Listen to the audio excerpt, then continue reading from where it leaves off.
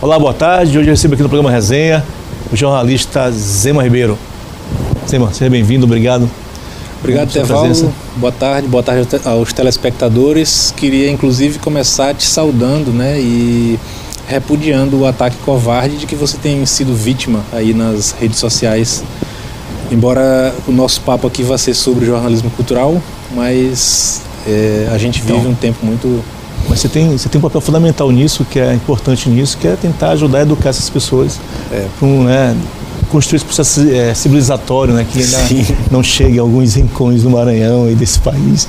Então, a nossa conversa parte um pouco disso também, né? Sim, sem dúvida. Tudo se relaciona. De ajudar a clarear, de ajudar que as pessoas efetivamente saiam dessa escuridão tão grotesca que alguns optaram por estar e por caminhar. Esse, inclusive, foi bom ter tocado nesse assunto, porque é uma missão que eu abracei, né? Assim, quando eu comecei com o blog, vai fazer 15 anos, ano que vem, isso de tentar levar para as pessoas o que normalmente a mídia convencional não leva, né? Um disco, um livro, uma peça, um filme que eu achei interessante e resolvi compartilhar com mais pessoas, embora a gente saiba que os índices de inclusão digital ainda não estão dentro do esperado, mas foi uma ferramenta que estava ali no auge, né, quando eu comecei. Hoje já está, digamos, meio atrasado, já tem ferramentas, tecnologias mais modernas e de mais fácil interação do que um blog, mas foi o que eu escolhi e é o que eu venho fazendo ao longo desses anos. Então, você sempre foi muito ligado à questão cultural, ao jornalismo cultural. Sim. A gente vai tratar disso aqui nessa conversa, mas isso também é muito próximo ali, muito vinculado à questão dos direitos humanos. Sim. Não são coisas que não são dissociadas, estão muito linkadas. E aí tem uma coisa que é muito interessante, que é o nome que você deu ao blog, né? Sim. Você chamou o blog de O Homem de Vícios Antigos. Isso. Né? Quer dizer assim, eu queria que tu linkasse um pouco disso, né? Explicasse para quem nos assiste a ideia do nome, mas esse link que de fato efetivamente ocorre, né? Que é cultura, que é direitos humanos, que é uma percepção de mundo, né, muito mais justa, que de fato integra as pessoas todas e não exclua, né, desse universo que a gente tem. É importante, Zema. A primeira questão é a gente entender cultura e comunicação como um direito humano, né, fundamental e necessário de cada vez mais ser acessado por mais pessoas, que a gente sabe que ainda embora os direitos humanos sejam indissociáveis, né, você precisa realizar todos os direitos humanos na vida de todas as pessoas, mas a gente sabe que entre, por exemplo, comer e ler um livro, as pessoas vão preferir comer, né? Porque a fome da barriga dói mais do que a fome... Entre ter um teto, né? Assistir exatamente, um filme. Entre morar e ir ao cinema, você prefere morar. Entre ter condições de pagar o transporte para chegar no trabalho, para receber o salário, para poder pagar todas essas contas e, digamos, luxar, bem entre aspas, vendo uma peça de teatro. E aí, nesse sentido, é muito importante espetáculos gratuitos, com patrocínio, com leis de incentivo, enfim, que proporcionem essa fruição para a população. É notório que as pessoas vão primeiro escolher essas necessidades mais urgentes. Eu, durante muitos anos, trabalhei em assessorias de organismos de direitos humanos, né? E o blog era uma espécie de hobby, era um exercício mesmo. Começou ainda ali no tempo que eu estava cursando faculdade, como uma maneira de exercitar a prática jornalística, para além do exercício que era passado em sala de aula, e também como clipping, né, que eu já naquela época colaborava com alguns jornais aqui de São Luís, e aí depois que aquela notícia saía no jornal impresso, eu republicava no blog, para que outras pessoas, ou as mesmas que quisessem reler e não tinham mais o exemplar do jornal, enfim, ficava ali como uma espécie de repositório daquele tipo de notícia. E aí só mais recentemente, coisa de menos de 3 anos para cá, que eu comecei a, digamos assim, monetizar o blog e o blog passou a responder por uma parte do meu sustento. Então, essa compreensão do direito humano à comunicação e à cultura, e essa necessidade de dialogar diretamente com os leitores, né? No sentido de que você está aberto ao debate. Eu posso fazer um elogio ou uma crítica a uma obra de um artista, e aí os leitores podem concordar ou discordar, desde que respeitosamente, né? Porque claro, a internet não deve nunca servir de blindagem para ninguém ofender ou desrespeitar a honra de ninguém. Então eu me coloco sempre aberto ao debate, não sou dono da razão, emito minhas opiniões a partir de uma vivência com esse meio, né, ao longo de alguns anos, já que a gente exerce esse trabalho sobretudo de crítica, né, de artes, mas sempre com essa predisposição ao diálogo. E assim, eu queria trazer uma questão que é anterior a isso. Você falava que colaborou, né, mas muito com jornais locais e muito na área cultural. Por que nosso jornalismo cultural ele é tão de agenda, né? Ele é tão pouco crítico, ele é tão pouco pós-espetáculo, né? Ele é muito do agendamento, né? Do anunciar que vai acontecer, e ali você tem um ponto e, né, parece que é intransponível essa barreira. O que ocorre com o nosso jornalismo, que é ainda jornalismo cultural, né, no Maranhão? O que houve, Zema? Por que essa dificuldade tanta de pular esse muro, passar desse muro, né, dessa agenda apenas? Eu acho que acompanha uma tendência do jornalismo nacional, assim, não é um problema específico do Maranhão, embora aqui pareça mais acentuado, assim. Tem uma questão que é de competição interna, digamos assim, o departamento comercial competindo com a redação. Então você se entra um anúncio, e isso significa dinheiro no bolso do jornal, do proprietário, enfim, vai cair aquela notícia. Então, geralmente, supostamente, as pessoas estão mais interessadas em saber o que vai acontecer para se orientar, para escolher o evento a que vão frequentar nesse final de semana, enfim. E realmente é muito raro você ler aqui um comentário sobre um espetáculo depois que o espetáculo acontece. E até por isso que eu optei por fazer esse exercício na internet, né? Porque aí eu faço tudo só, então eu mesmo escrevo, eu mesmo reviso, eu mesmo edito, eu mesmo, quando é o caso de negociar um anúncio, eu mesmo negocio, então eu acabo cumprindo o papel de todos esses departamentos, se esses departamentos existissem no blog. E também uma questão que a gente precisa observar é a escala industrial de produção do jornalismo, né? Uma empresa jornalística, ela vai sempre tentar fazer o máximo com o mínimo, então ela vai querer cobrir. São Luís é uma cidade muito rica culturalmente, acho que não dá mais para a gente falar como há alguns anos eu ouvi dizer que em São Luís nada acontece, que em São Luís nada chega, não é verdade. A gente tem eventos periódicos acontecendo, pagos, gratuitos, né? Abertos ao público, privados, enfim, tem evento para todo gosto, inclusive do ponto de vista... No centro, fora do centro, né? Exatamente. Para fazer. E para todas as tribos, né? Em todos os bairros, e assim, tem uma questão aí colocada que é o seguinte... O jornalismo vai tentar fazer o máximo com o mínimo, então você vai ter uma equipe enxuta para cobrir todas essas pautas. Então às vezes o jornalista pega um carro lá no jornal e sai para cobrir 3, 4 pautas, então ele vai fazer correndo as 3 matérias para entregar ali, para cumprir o prazo, para que isso vá para a gráfica, para circular, para chegar na casa do assinante amanhã e nas bancas. E então você perde um pouco a qualidade da cobertura, né, do ponto de vista de aprofundar determinados temas, e isso dialoga também diretamente com o espaço. Você precisa condensar uma informação num quadradinho ali que às vezes você não consegue, porque tem questões para serem aprofundadas. E aí a internet não tem esse problema, muito embora as pessoas... Inclusive isso é ensinado em faculdade de jornalismo, né? Não adianta escrever demais, porque o leitor de internet não lê texto longo.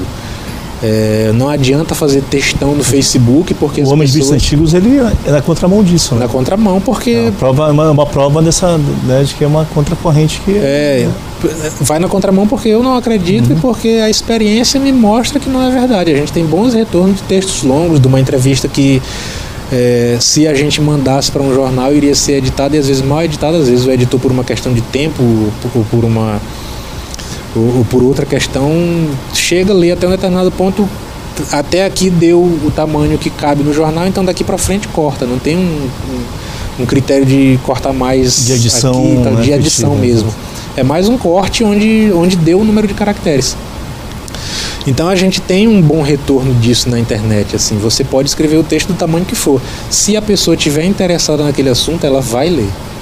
Isso a experiência com o blog, com o Homem de Vícios Antigos me mostra, assim, a gente tem retorno, tem gente que agradece porque, olha, eu não conseguiria ler isso em outro lugar, eu não me sinto confortável com esse discurso de que eu sou o único fazendo, né? Mas assim, é bem perto disso.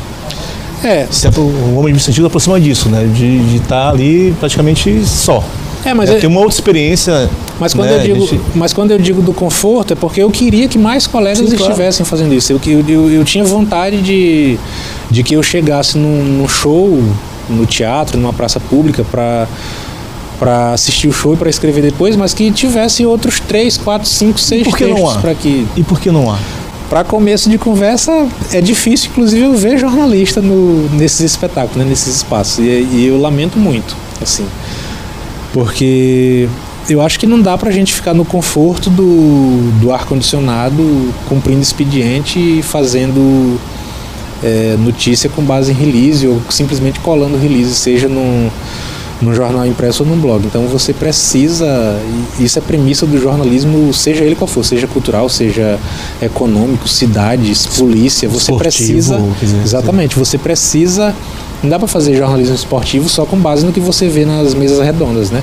Você precisa frequentar o estádio, você precisa frequentar as quadras. Você não vai ao treino, se não for ao treino, como é que fica, né? Precisa ir ao treino, precisa ir lá na várzea, perceber o amador. Então é essa premissa que eu procuro para a prática do jornalismo cultural. E acompanhar os lançamentos, assistir um ensaio, enfim. Zema, o resenha faz o primeiro intervalo, a gente volta rapidinho com resenha. Até já.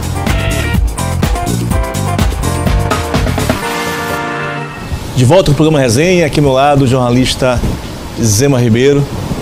Zema, você ficou me devendo uma questão no bloco anterior. Né? De onde veio, né, o Homem de Vícios Antigos aí? Como é que você chegou a esse lugar? Que não são só os 15 anos não, mas enfim, de onde chegou, né, o nome do blog, essa coisa aqui. O nome do blog tem a ver com o slogan do blog, né? Que é ainda compra discos, livros e jornais, porque tem um discurso muito forte de que essas mídias morreram, né? Ninguém mais compra CD, o vinil agora tá voltando, tem um culto aí ao vinil e tal.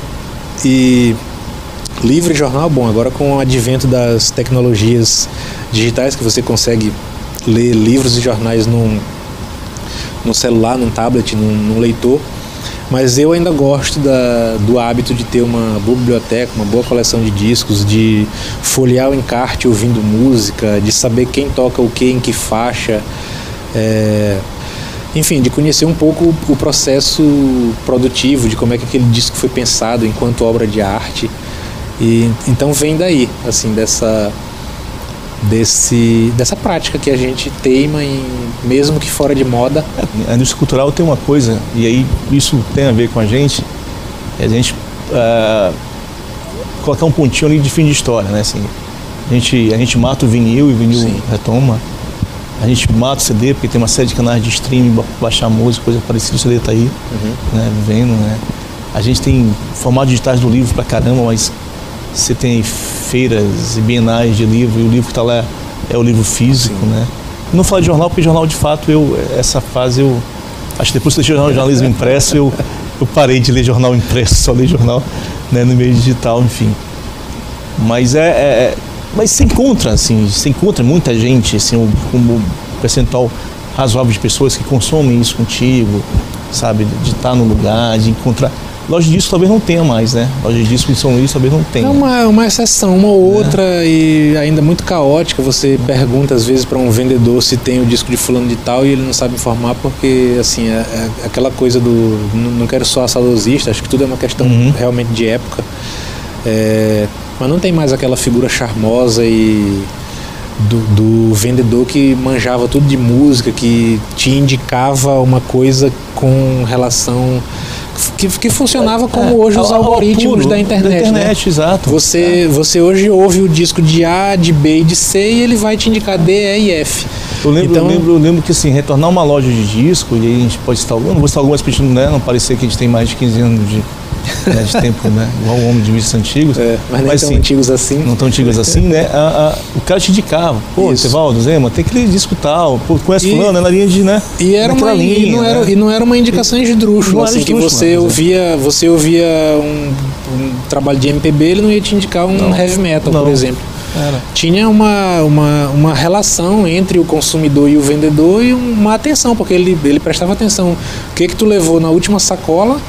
E aí o que chegou de novidade que tinha a ver com aquela última sacola que tu levou? Recentemente, um Instituto de Relação Nacional com uma entidade que atua no setor cultural e esportivo fizeram uma pesquisa e apontam São Luís como uma cidade, por exemplo, de consumo de literatura.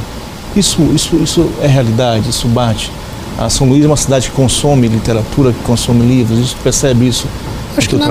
Eu acho que na média, assim, a média brasileira é muito baixa de consumo de livro, né? Um país de 200 milhões de habitantes. Se você exclui crianças fora da idade escolar e de uma faixa etária, digamos assim, da classificação indicativa de determinados títulos, e pessoas já muito idosas com dificuldade de visão e tal, você tem ali metade da população com capacidade de ler, alfabetizadas e tal. Então vamos botar aí uns 100 milhões de potenciais leitores. A tiragem média de um livro de ficção no Brasil é 3.000 exemplares, né? Então você tem menos de um exemplar por cidade, não dá nem para montar um fã-clube de um escritor, por exemplo.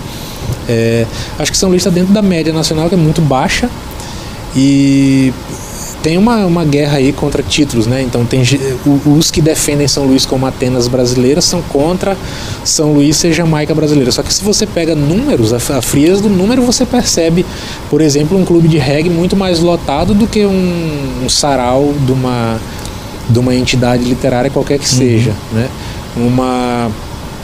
Uma loja de discos de reggae, se ainda existir, uma especializada, vai estar sempre mais frequentada do que uma livraria. Ou um programa dedicado ao reggae é mais ouvido do que um programa dedicado à literatura.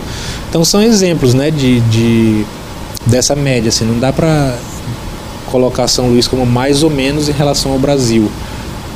Eu queria que fosse mais, eu queria que não fosse só a Feira do Livro, o momento que todo mundo de São Luís vira leitor, que a gente tem picos de público. Mas às vezes muito mais por conta de um cantor que escreve um livro, de um ator que escreve um livro, do que realmente por uma relação das pessoas que frequentam a feira com a literatura. Claro que é importante, um evento desse inclusive pode, daqui a 10 anos, uma criança que foi dizer, eu me tornei o leitor que sou hoje porque papai e mamãe me levavam na feira e eu pude viver aquele momento e tal. É super importante. Tem uma coisa que eu reputo, eu avalio como ter sido ruim para dois setores culturais no estado, é aquela ideia de literatura maranhense e de música maranhense, né? Que isso por muito tempo, né, perdurou, e alguns setores ainda perdura esse tipo de classificação, sei lá. Como é que você vê essa coisa da MPM e da literatura maranhense? Tem livraria, chega instante de livraria, tem livraria, né? Livraria lá com espaço de literatura maranhense. Eu morro de rir daquilo porque... Bom, eu acho que a MPM foi um rótulo inventado no rastro ali do Bandeira de Aço, que é um disco que, apesar do clichê, é um divisor de águas da música popular produzida no Maranhão, que é uma expressão que eu prefiro utilizar para tratar do que se convencionou chamar de MPM.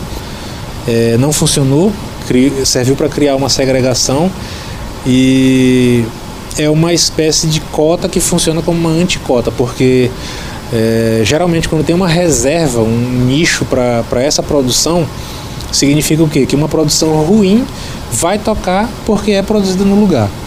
Então eu acho que o que se deve perseguir, a gente tem condições, se não tinha antes, agora tem condições, é concorrer de igual para igual com o que é produzido em qualquer lugar no Brasil. Inclusive, Zema, com aí eu quero que você fale isso, com depois definição nas rádios locais, com horários específicos, né, para tu, né, digamos, cumprir uma cota que havia, né, de música local, né, na rádio, quer dizer. Como é que você vê isso também? Como é que você via isso também? E, lógico, dentro dessa resposta que você está dando. Pois é, eu acho que a gente hoje já tem condições para estar num patamar de igualdade com o que é produzido em qualquer lugar do Brasil. Se a gente pega grandes movimentos da música, Bossa Nova, Tropicália, Clube da Esquina, o pessoal do Ceará e mais recentemente o movimento Mangue Beat, lá em Pernambuco, a gente percebe o que, no geral, uma fusão de ritmos regionais com a música tocada em qualquer lugar do mundo, rock and roll, jazz, enfim. Algumas dessas referências estão lá, né? Quer dizer, sim, no folk, no jazz, no rock, quer dizer, nada que... Exatamente. E a gente ficou num rótulo que era o seguinte, era um grupo de artistas tentando extrair a sonoridade de um disco, tentando, por assim dizer, fazer um Bandeira de Aço volume 2 sem nunca conseguir. E na época, com o advento do teclado, que você enxugava a banda, você gravava um disco com menos músicos, mas com um som pasteurizado, que todo disco soava muito parecido, né? Então, hoje em dia você tem, em São Luís particularmente, duas universidades com curso de música e a Escola de Música do Estado. Aí eu me pergunto, por exemplo, aonde estão esses músicos que estão sendo formados nesses espaços? Porque você frequenta o circuito de barzinhos à noite, com raríssimas exceções você vai ter um cara tocando um violão mais ou menos, fazendo um repertório mais ou menos, de clássicos da MPB, às vezes executados muito simploriamente. Claro que a gente entende que tem ali uma batalha de vida pela sobrevivência e tal, mas é preciso aliar isso com formação. Então hoje você já tem aí músicos com bastante qualidade que podem tocar com qualquer artista nacional, tanto é que às vezes você, para baratear o custo de um show de alguém que vem de fora, você monta uma banda local porque tem músico com condição para acompanhar. Então não é mais desculpa para que seja necessário uma espécie de cota na produção local. Tanto é que a gente tem discos maravilhosos. Eu não vou citar nome para não cometer injustiças, né? Claro. Mas a gente tem e muito recentemente discos saindo, assim, discos que você consegue muita qualidade, fazer frente a qualquer lançamento nacional e a mesma coisa no campo da literatura. Na literatura, a gente está chegando no finalzinho do resenha, uma literatura que como é que você observa isso? No campo da literatura tem qualidade. Eu acho que falta um pouco de capricho editorial. Assim, é preciso, porque hoje a gente tem a facilidade da tecnologia de ler numa plataforma digital, mas se você resolve imprimir um livro, você precisa fazer um livro bonito, o livro precisa ser agradável, o objeto precisa de despertar interesse antes do conteúdo. Tem que ser feio, né? Não dá para ser feio. Não dá para ser feio, né? O livro não dá para ser feio, né? Assim, não tem um cuidado editorial com a obra, né? Assim, tem um negócio meio... É preciso. É preciso chamar a atenção, porque você está disputando o espaço e a atenção do leitor com outros. Agora, rapidinho, assim, a gente está acabando o resenha, eu queria que você falasse uma experiência que você passou, que foi o Overmundo. Sim. Né? Fala do Overmundo, como que o Overmundo te ajudou nessa tua formação também com jornalismo cultural, Zema? O Overmundo foi um site capitaneado pelo Hermano Viana, grande antropólogo, que cumpriu aí uma missão importantíssima de mapear a cultura no Brasil numa determinada época, ali pelo meados dos anos 2000. Né? Era uma outra época de internet no Brasil, mas ele tinha jornalistas em todos os estados brasileiros. E assim, aquilo foi uma experiência fantástica, porque eu pude falar do Maranhão para o Brasil numa plataforma que tinha esse propósito, e aí dialogar com outros jornalistas de outros espaços e com outras culturas, né? Acho que faz falta uma experiência como o Overmundo no Brasil de hoje. Zema, muito obrigado. Eu que agradeço. Tá? Mas fica por aqui. Até o próximo programa, depois é Cirilo. A gente se encontra em TV Difusora ao vivo. Tchau. Até mais. Bandeira de aço, bandeira de aço, bandeira de aço, bandeira de aço, bandeira de aço, bandeira de aço, bandeira de aço, bandeira de aço. Mamãe, eu tô com uma vontade louca de ver o dia sair pela boca, de ver Maria cair da janela, de ver lobisomem, ai lobisomem. Mamãe, eu tô com uma vontade louca de ver o dia sair pela boca, de ver Maria cair da janela.